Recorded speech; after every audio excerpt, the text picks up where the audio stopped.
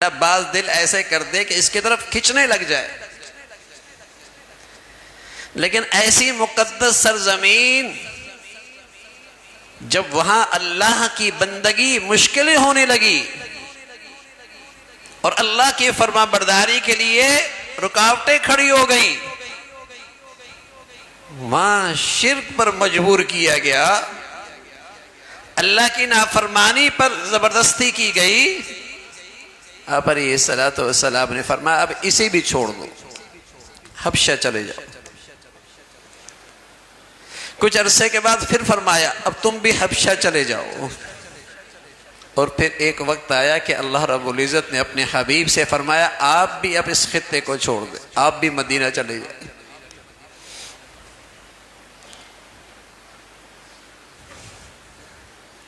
اب دیکھیے مکہ جیسی سرزمین سے کہا جا رہا ہے آپ اسے خیر بات کہہ دیں، اللہ تعالیٰ کی بندگی مشکل ہو رہی ہے۔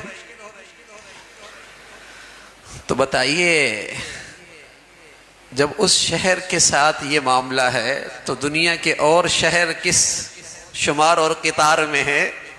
جہاں ہم جا رہے ہوتے ہیں، ہماری اولادیں جا رہی ہوتی ہیں، جہاں ہماری نسلیں رہائش پذیر ہو رہی ہوتی ہیں، ایسی دنیا جہاں مادیت ہے،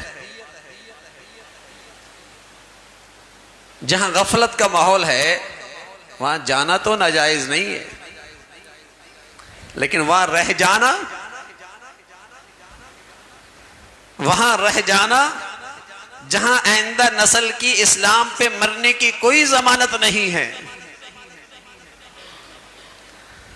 جہاں رہ کر اسلام کے بارے میں وہ جوش و خروش، وہ اللہ کی فرما برداری پر مر مٹنے کا جذبہ جہاں نہ پیدا ہو جائے، وہ کم از کم مسلمان کے لیے رہنے کی جگہ نہیں ہے۔ مسلمان کی زندگی کا مقصد ان اسفار سے، ان زندگی کے ان نقشوں سے کوئی میل نہیں کھاتا۔ ہاں جہاں اس کا ایمان محفوظ ہے اور جہاں اسے دوسروں کی ایمان کی بھی فکر ہے، جہاں اس کی آئندہ نسل کی دینی تعلیم اور تربیت کا ماحول بھی میسر ہے، وہاں اس کا رہنا مبارک، قابل تعریف، بلکہ بہت بڑی عبادت اور بہت بڑا مجاہدہ اور جہاد۔ لیکن جہاں اس کے لیے اللہ کی بندگی خود مشکل ہو جائے یا اس کی نسل کا مشکل ہو جائے، تو مسلمان کی زندگی کا مقصد اس زندگی سے کوئی میل نہیں کھاتا۔ لیکن یہ شعور ہی نہیں ہے، یہ شعور ہی ختم ہوتا چلا جا رہا ہے، اور یہ سوچ ہی نہ رہی کہ میری اولاد اللہ کی فرما برداری پہ نہ مری تو حرام موت مری، اور دینی تعلیم اور تربیت کے بغیر میرے بچے کی زندگی بھی موت کی طرح ہے۔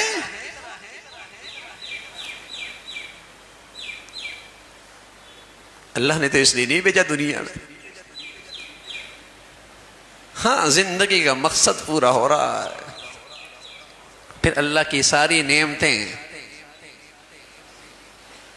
اللہ کی رحمت بن جایا کرتی ہیں، چاہے وہ خوشحالی ہے، کہ چاہے وہ دولت ہے، چاہے وہ صحت اور زندگی ہے، چاہے وہ تجارت اور زراعت میں ترقی ہے، یہ ساری نعمتیں اللہ کی رحمت بن جاتی ہیں۔ حضور علیہ الصلوۃ والسلام سے پوچھا گیا یا رسول اللہ ای الناس خیر، لوگوں میں سب سے اچھا کون ہے؟ لوگوں میں سب سے اچھا کون ہے؟ آپ علیہ الصلوۃ والسلام نے فرمایا من طال عمره وحسن عمله، لمبی عمر پائے اور اللہ کے فرما برداری کے ساتھ جیے۔ لمبی عمر ملی لیکن زندگی اللہ کی فرما برداری پہ ہے، سب سے اچھا ہے۔ کہ یا رسول اللہ ای الناس شر، لوگوں میں سب سے گرا ہوا شخص کون ہے؟ سب سے برا آدمی کون ہے؟ پیارے رسول صلی اللہ علیہ وسلم نے فرمایا من طال عمر، لمبی عمر، وسع عمل وسع عمل، لمبی عمر ملے لیکن زندگی اللہ کی نافرمانی کے ساتھ، بدترین آدمی، برا آدمی ہے وہ۔ لمبی عمر، یہ بھی لمبی عمر، وہ سب سے زیادہ قیمتی، یہ سب سے گھٹیا چیز کیا ہے؟ وہاں نیکی کی روح ہے، وہاں اللہ کی فرما برداری ہے۔ اس اللہ کی فرما برداری کے ساتھ صحت بھی نعمت، صحت بھی رحمت، حسن بھی رحمت، زندگی بھی رحمت، جوانی بھی رحمت، خوشحالی بھی رحمت، اور وہ روح نکل جائے اللہ کی فرما برداری کی، صحت بھی وبال، خوشحالی بھی وبال، طاقت بھی وبال، زندگی بھی وبال۔ یہ زندگی موت سے بدتر جو اللہ کے فرمانی پہ گزر رہے۔ تو زندگی کا مقصد ایک ہے ذرائع، ایک ہے وسائل، ایک ہے ضروریات۔ میرے بچے کا کام ہے آج امتحان گاہ میں جا کے پیپر دینا، ٹھیک ہے، اس کے لیے کچھ ضروریات بھی ہیں، سواری چاہیے، قلم چاہیے، ڈیسک چاہیے، پنکھا چاہیے، نشست چاہیے، پانی چاہیے، لیکن مقصد کیا ہے؟ پیپر میں اچھے نمبر لے، اچھا امتحان ہو۔ باقی ساری ضروریات وسائل ہیں اس مقصد کو پہ آنے کے لیے، آسانی کے لیے۔ لیکن کوئی نادان آدمی انہی ذرائع میں الجھ کے رہ جائے کہ اے سی کی ہوا ٹھنڈی نہیں، پنکھا بہت ہلکا ہے، پانی معیاری نہیں ملا، نشست کام کی نہیں تھی، اسی میں وقت گزار کے بغیر پرچہ دیے آ گیا، سب کیا کہیں گے؟ کم عقل آدمی ہے، عقل سے محروم ہے، نادان ہے، بڑا ہی کم عقل آدمی ہے۔ اور اگر امتحان حال میں پرچہ اچھا ہو جائے، مقصد پورا ہو گئے، یہ ساری نعمتیں رحمت، خوب فائدہ اٹھایا، بہت اچھی بات ہے۔ لیکن آج اس شعور کی کمی ہے کہ اصل زندگی کا مقصد اللہ تعالیٰ کی بندگی، اگر وہ بندگی نہیں، یہ زندگی سراسر شرمندگی ہے، ذلت اور رسوائی ہے، ناکامی اور ہلاکت ہے۔ مت دیکھیے دنیا میں اسٹیٹس، مت دیکھیے ایسے لوگوں کو جو اللہ کی بندگی سے محروم ہیں۔ اگر انہیں دیکھنا ہے تو قرآن کے آئینے میں دیکھیے، اگر انہیں دیکھنا ہے تو اپنی نبی کے احادیث اور ارشادات کی روشنی میں دیکھیے،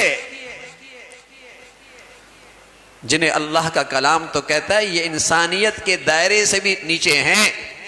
انسان تو دور کی بات ہے، مسلمان تو دور کی بات ہے، انسانیت کے دائرے سے بھی گرے ہوئے ہیں، قابل رشک نہیں ہیں۔ خوش نصیبی، سعادت مندی، قابل رشک جس کی زندگی میں اللہ کی فرما برداری، وہ خوش نصیب آدمی۔ تو میرے عزیزو، اس شعور کو سامنے رکھیے جو ہمیں اسلام دیتا ہے، جو اللہ کا پیغام ہے۔ اس شعور کو تازگی کے ساتھ اپنی زندگی کے فیصلے رکھیے، ورنہ زندگی کے فیصلے بڑے غلط نہیں دیکھتے۔ بچیاں جہاں جا رہی ہیں اس ماحول میں اس کی فرما برداری محفوظ بھی ہے یا نہیں؟ اللہ کی فرما برداری، اللہ کی حکموں کی تعمیل ہے بھی نہیں؟ وہاں تو مکہ چھوڑا جا رہا ہے، وہاں تو مکہ جیسی سرزمین کو خیرباد کیا جا رہا ہے، جس کی محبوبیت، جس کی دل آویزی دلوں کو کھینچتی اپنی طرف۔ سبق دیا نا، اصل چیز اللہ کی فرما برداری۔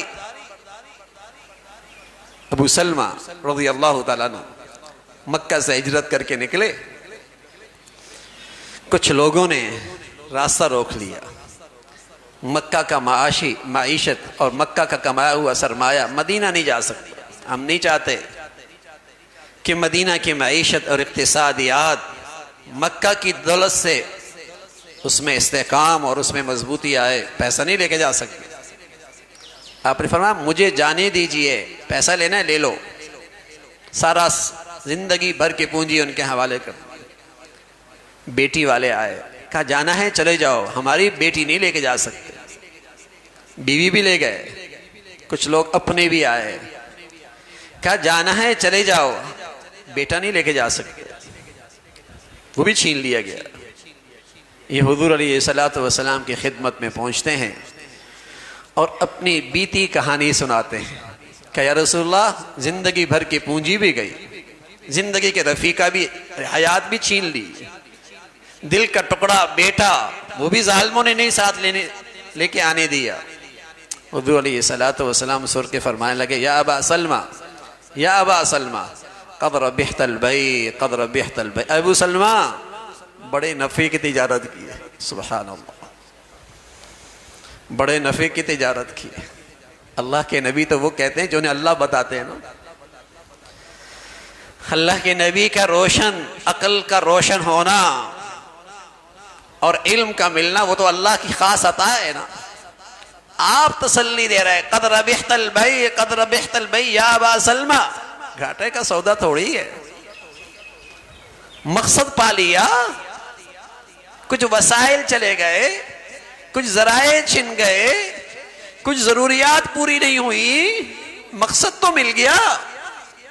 اللہ کی فرما برداری لے کے آئے ہو اور اللہ کی فرما برداری پانے کے لیے، آگے بڑھنے کے لیے ماحول لے کے آئے ہو، سب کچھ پا لیا. گھاٹے کا سودا نہیں ہے.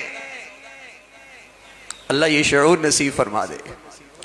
اسلام کے اللہ تعالی ہمیں ہماری اولادوں کو یہ شعور دے دے.